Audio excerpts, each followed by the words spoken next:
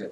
Welcome back to the Conscious Resistance Live. I'm happy to bring to you our first guest of the night, James Corbett of the Corbett Report. If you've never checked out CorbettReport.com, please do so. Do yourself a favor and do that. He does weekly interviews and reports and some great analysis on a number of different topics. Welcome to the show, James. Well, thank you for having me on. It's a pleasure to be here. Yeah, I appreciate you taking some time to talk to us tonight. I specifically wanted to catch up with you. You know, you've covered a lot of important topics, but one that I want to get into tonight is looking at what's happening in Ukraine.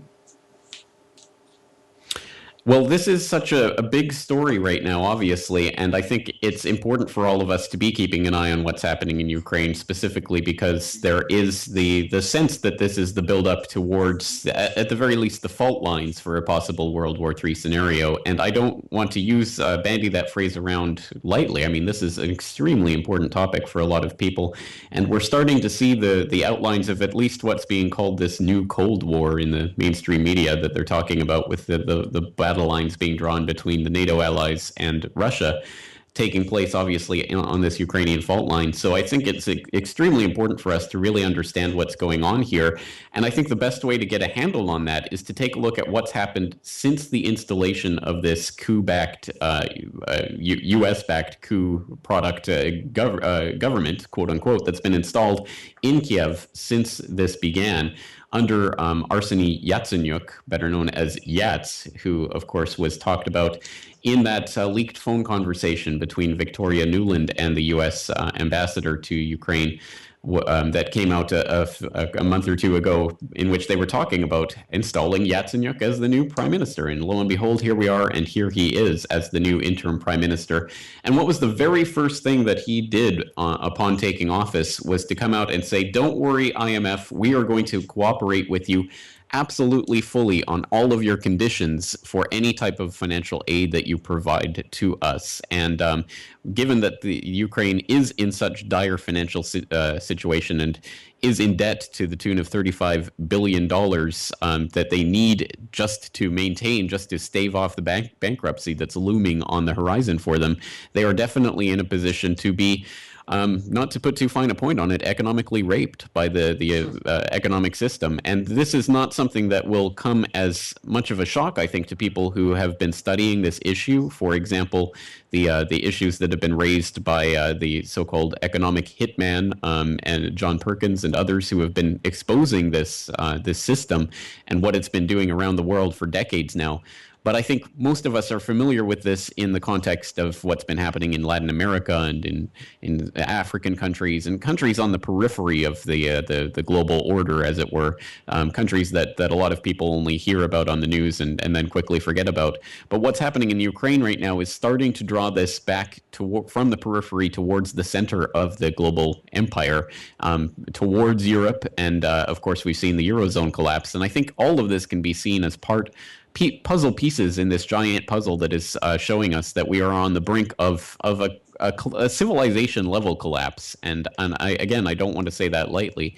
It has a lot of economic ramifications, but of course it goes back towards the construction of the global economic empire through the IMF and the World Bank and these other globalist institutions that are being puppeteered by the central banks and the central bank of central banks, the Bank of International Settlements in Basel, Switzerland.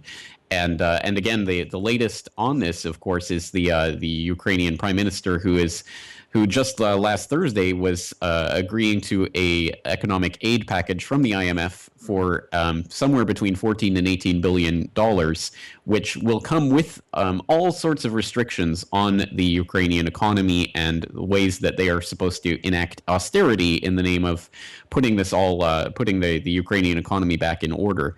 Now, of course, this has already been proven to have been a lie, given the austerity measures that were imposed in Greece, that now everyone across the board admits was a complete and abject failure if the purpose was indeed to get the Greek economy back on board. But I think that we can understand that that wasn't really the ultimate objective. The objective is to take the Greek economy or the Ukrainian economy or whatever happens to be in the crosshairs this week, and to subjugate that to this system, to put it into debt enslavement to this banking matrix.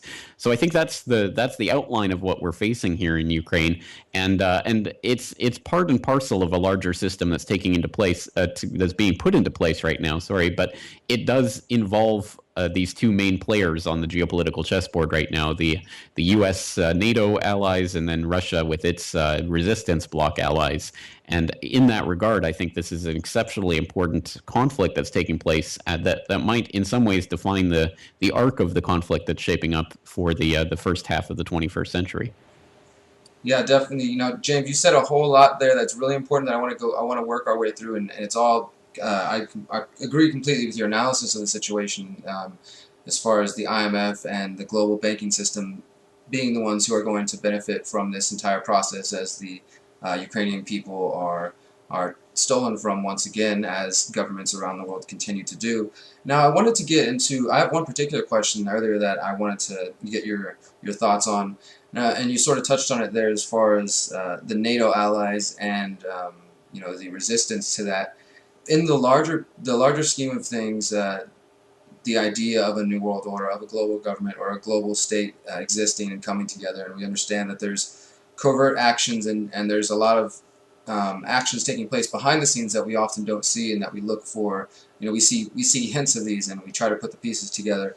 Do you really, in your perception, do you really believe that Russia is an enemy of the United States, or the enemy of the United States and their allies in the global creation of a new order, and that they're after their own type of order, or do you think that is also all, smoke and mirrors? Ultimately, I think that the situation is both more complicated and nuanced than a lot of people, even in the alternative media, are putting it, and in some ways a lot simpler than is the mainstream narrative. And that's kind of contradictory, but I think that comes from this idea that basically we as human beings are easily led into either or, black or white, one or zero type dichotomies. And there's a lot of nuance that gets lost along the way. So that when we talk about this overarching narrative, this thrust of the global system towards this globalist one world order, I think that it's easy to understand that in terms that there is simply one team that's all working on the same page and all working towards the same goal in the same way. And I think that's too simplistic. I think even within people who would be seen to be part of that same ideology, even people who are in the same groups, the same Council on Foreign Relations or Bilderberg, or etc., there are lots of different factions and rivalries and enemies within that ideology vying for control of where this process is going and who ends up on top. So from within that system, I think it's more complicated than sometimes is portrayed in the alternative media, that it's just one kind of group that's working in concert. But having said that, that also means that on the other side of this, sometimes it's portrayed that there's this globalist group versus the Russians or the Chinese or whoever seems to be the target of the moment. And in that type of framework, then it seems like, well, then the Russians or the Chinese, they must be the good guys in this because they're resisting the globalists. And again, I think that's too simplistic because although they are, I think, resisting what's happening militarily, for example, in Ukraine and Syria and places like that. I think that the ideology that is driving the people in the positions of power of these resistance bloc countries is fundamentally not completely different than the ideology that's driving the people on the other side of the coin. It's just a question of who has the upper hand at the moment. And of course, that remains the NATO ally gangsters and the banksters who are behind them.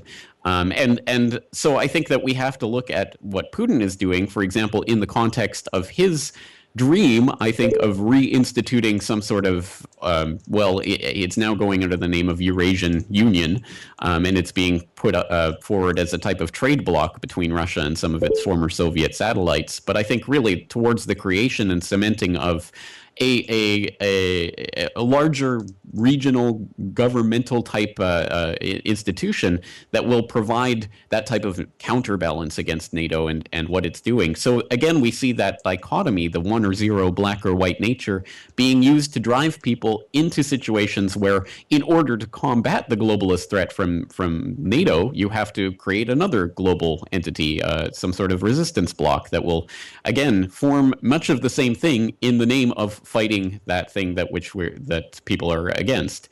And we, as spectators of this, as the average person who doesn't have any say in any of these globalist institutions, might be tempted to put our ideas, our energy, our time, our effort, our unity into supporting one or other of these blocks. Whether it's the NATO bloc, we can rally around the flag and rah rah and cheer on the war profiteers, or if we're savvier than that, we can say, well, that's wrong, so we must be on the other side. We must be on the side of Russia and China and these people. I'd like to propose that there is a third way that we can, in fact, eschew this system completely and work as individual human beings who are against this overarching ideology of globalism altogether. But it's a lot harder to do that, and it's very easy for us to get grouped into tribalist kind of camps warring with each other rather than looking at the bigger picture.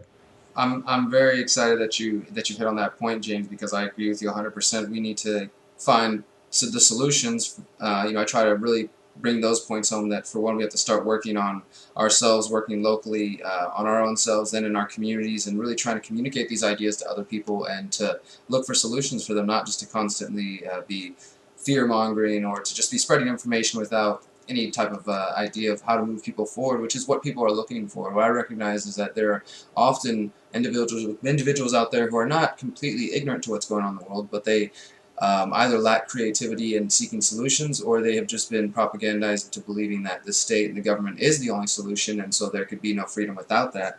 But it's just a matter of us communicating these ideas and breaking down those false barriers and achieving real change.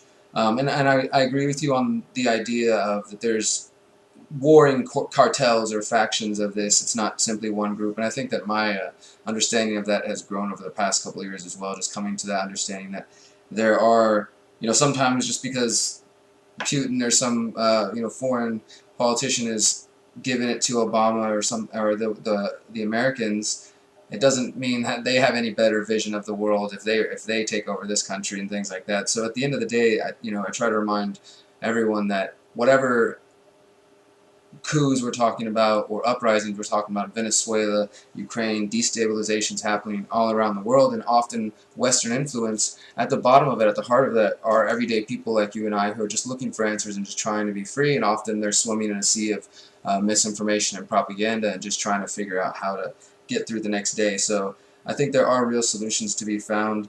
And so looking forward, with the situation in Ukraine, and I mentioned the destabilization in Venezuela, do you think these are just continuation of the same old plan that we've seen happening for quite some time now, Western influence in these nations, just a furthering of creation of that global state, or do they represent any type of change from the typical coup d'etat?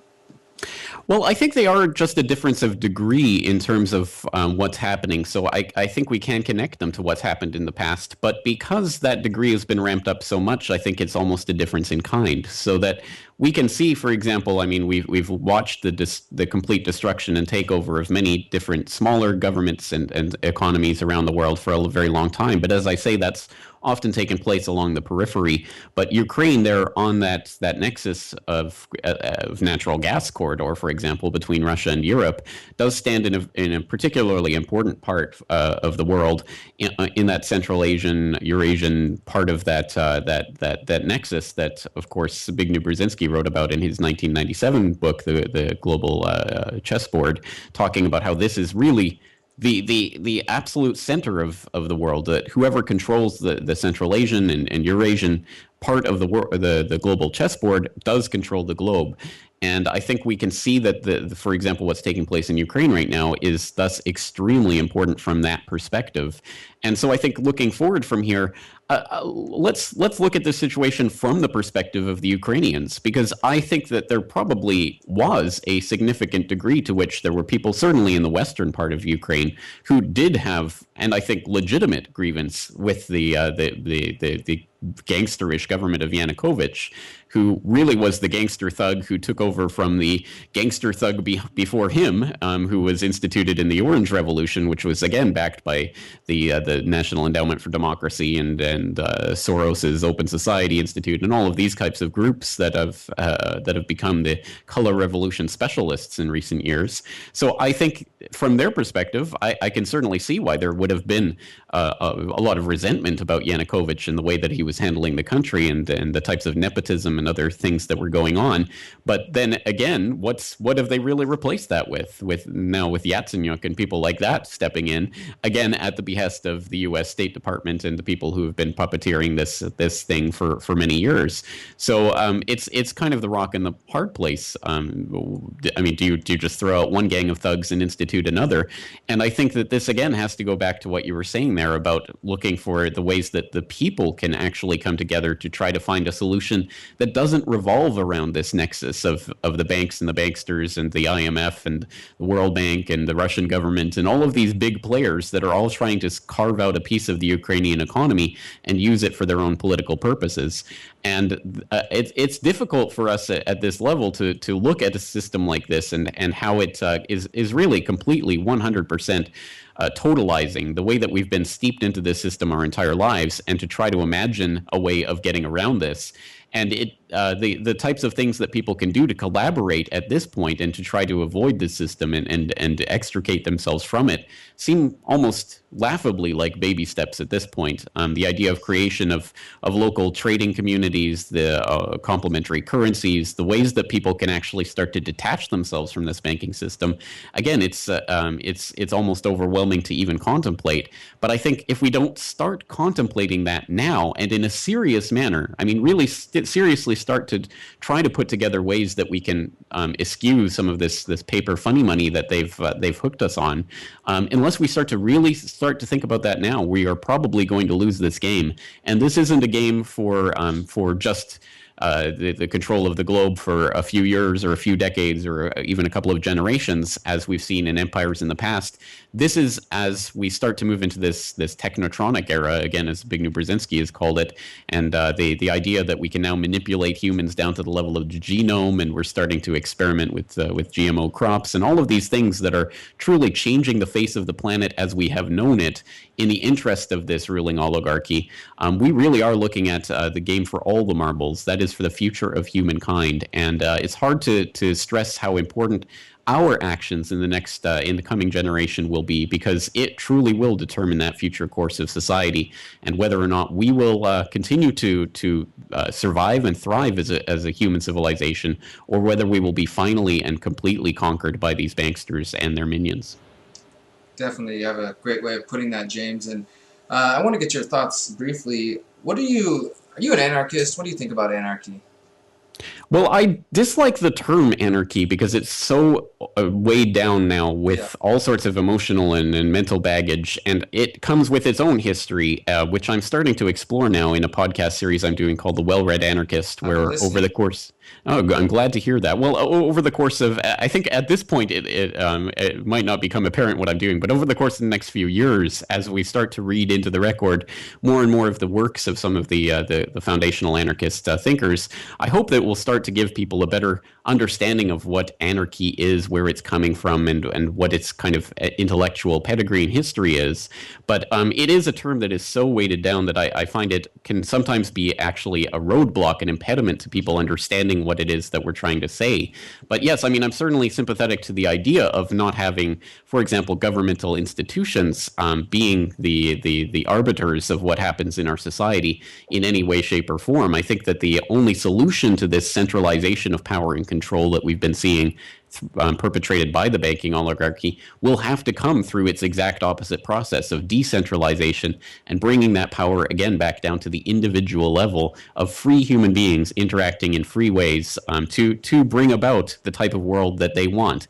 And that's not necessarily, I don't think it will ever be a paradise. I don't think we're ever going to arrive at some sort of utopia, because human nature is human nature, and humans will always be pretty miserable to one another if given the chance.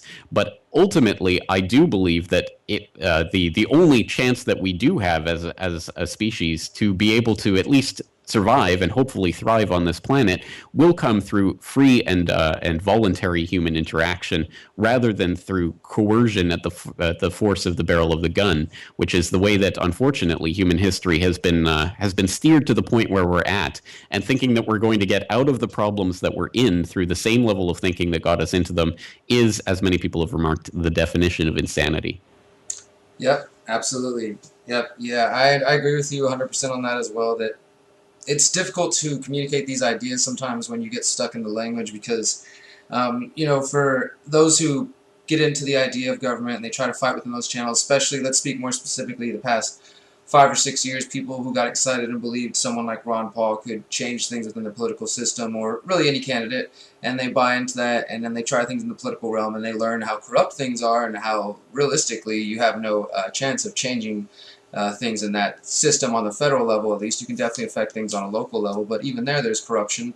And so we start looking for solutions outside of the government and looking to our community, and often you discover the philosophy of voluntarism or different types of anarchy, and then for some people they get turned away because there's often just as much division in those worlds based on the language and the terms, and it's silly to me. But I think that good ideas, for one, they don't require force, but that good ideas can be communicated without needing, say anarchy or declare yourself an anarchist all the time, but just the idea that, yeah, we don't need to aggress on each other, and that we should have voluntary interaction, and that we can do everything that the government purports to do, and even better, as a community, and provide all those things. So I agree with your assessment on that as well, and I think that's really where the move needs to take place. A while back I was talking with Brandon Smith of thealtmarket.com, and he's a great guy when it comes to solutions and thinking of these type forward thinking, as you mentioned, alternative currencies and those type of things. But we have to continue to spread awareness on these important topics such as Ukraine, and understanding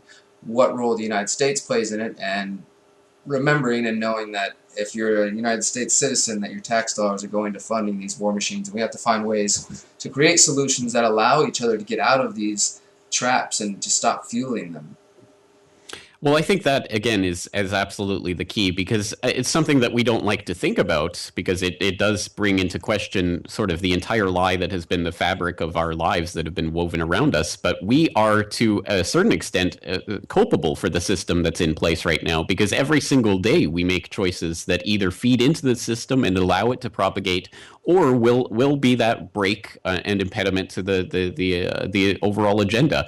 And again, it seems like it's not a revolutionary act to decide to use, for example, a local alternative currency in order to buy something from some local producer, some organic food at a farmer's market or something, rather than going to the supermarket. But that really is what revolution looks like at this stage of the game, because truly being able to do anything to go around that system of control is going to be, as a motorbike goes by in the background here, is going to be exceptionally important to changing the narrative, changing what's happening. And again, I think it's important for us to think of our own personal responsibility in all of this, because again, this system, as much as it has been and is maintained through all sorts of economic and military and governmental coercion and force, is still maintained only by the illusion that we as individuals have to buy into the system. There's no way around it. There's nothing we can do. And if we take that mentality on board, then there really will be no way to overthrow what's happening right now. There will be no way to change the course of humanity, and all hope is lost. I don't believe that. That's why I'm here talking to you. I imagine that's why you're here talking to me, and why everyone who's listening to this conversation is listening, because they don't believe that fundamentally either. There are ways that we can steer ourselves away away from this pothole in the road that is this global economic empire that they're trying to slot into place. And again, it comes down to our personal responsibility of what we can do. And at the end of the day, at the end of our lives, we'll be able to look back, and even if we are not successful, at the very least, we'll be able to say that we didn't contribute to this problem and we did what we could to try to derail it before it got to the point where it's at. And for myself, I can't speak for anyone else, but for myself, at the end of my life, I hope I'll be able to say at least that much, and to have contributed what I can to derailing and blocking this global agenda. Absolutely, and I'd say you've been doing a great job, and I really appreciate that. I also appreciate you taking some time to talk to us, James. I got one more question before we let you go for the night. Other than the situation in Ukraine and Russia and those geopolitical happenings, what do you think is the other most pressing issue going on, United States or globally? What else is on your radar? Well, I think it all feeds in. It's all of a piece. So I think anything that we look at will be related to what's happening there in the microcosm in the Ukrainian crisis. But obviously, I'm here in Japan in the Asia Pacific region, which is, as I've been documenting here on my website for a while, is becoming sort of the new center of attention and focus of geopolitical gravity.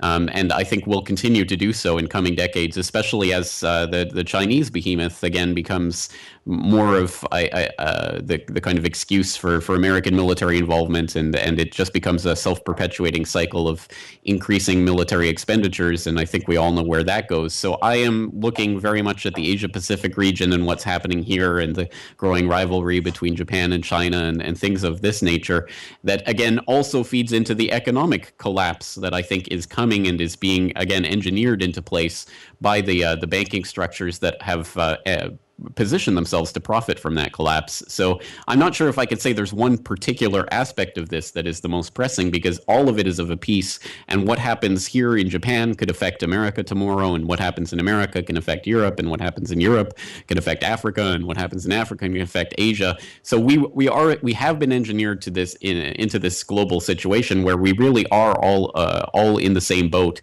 And that's again why I think it's so important for us to use this technology that we're using right now, this amazing technology, to be able to communicate with each other on an individual level instantaneously around the globe for next to nothing in terms of cost, is an incredible power that we have right now that we are going to lose in the very near future unless we really do everything we can to fight to save it. And unfortunately, we've seen all the moves towards internet suppression and repression and censorship in recent years that will only continue to accelerate from here. So I think that you're exactly right. We have to continue spreading the awareness of these issues and continue connecting, so that at the very least we can continue having the conversation about solutions and what kinds of things we want to sign up to in terms of how we move this forward. So I think ultimately perhaps the most important thing at the moment is just our ability to keep this lifeline, this communication line open, and to keep facilitating this conversation. And unfortunately, I think we're going to see a lot more on the internet suppression front in the coming years. Well, thank you very much for joining us tonight, James. I appreciate you taking your time. Everyone be sure to check out the CorbettReport.com. James Corbett, thank you very much. Well, I appreciate that, and I appreciate